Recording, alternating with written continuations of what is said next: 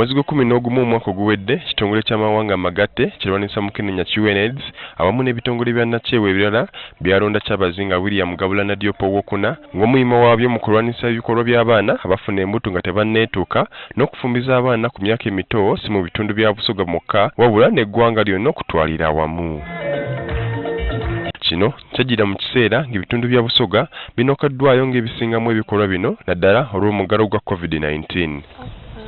Kati okugezaako kulwanisa embeera eno wa Kyabazinga bwateekawo kampeyini etumiddwa abasadda n'empango ekivuunulwa nti abasajja y'empagi nga kino kigendereddwamu okusomesa abasajja n'abaana ab'obulenzi okulwanisa ebikolwa by'okufunisa abawala abatanneetuuka mbuto nga kw'otadde n'okubafumbiza.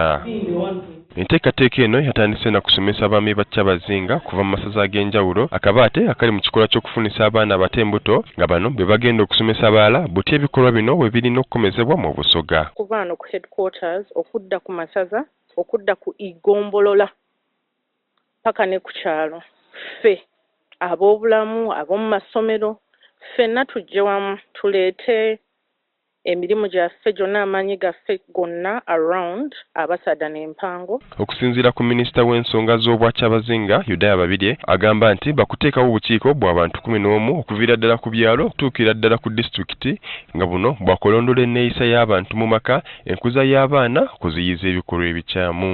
Obukiiko obwo nga omulimo gwabwo kwizaawo embeera daife ed'ekisoga edi making sure nti omwana akula bulungi edireetera omusaada okuba empango. Agamba nti era obukiiko buno bwakuyambako abantu b'obwa Kyabazinga okumanya enteekateeka za gavumenti ez'enjawulo na butya bwe bayinza oziganyulwamu nga bakolaganira wamu ne gavumenti eya wakati. Akakiiko kano kajja kukola n'ebitongole bya gavumenti byonna byonna nga bano bayidanga extra officials nkani aba ku kakiiko ako nga team member ayenga idawo olw'obukugu bwe bwalina nga LC wanu aida kubaako nga ku kakiiko okwo aida yabona ebikutambula era yabawa amagezi okuva mu gavumenti.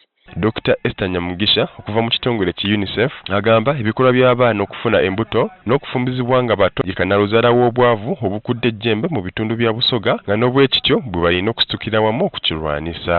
Nga kitukwatako nga ffe abakola mu by'obulamu kitukwatako nnyo nga UNICEF ekitongole kya United Nations ekiruubirira nti buli mwana abeere mulamu, buli mwana abeere safe, buli mwana asome.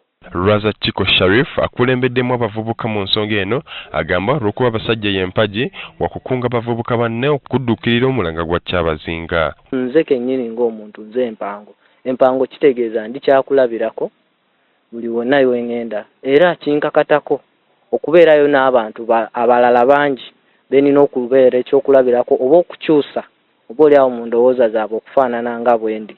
Bwe butuukidde olwaleero mu bitundu bya Busoga mwokka abaana bafuna embuto nga tebanneetuuka bali ebitundu 28 n'obutundutundu 4 kyokka nga kino kisinga kuva ku bwavu.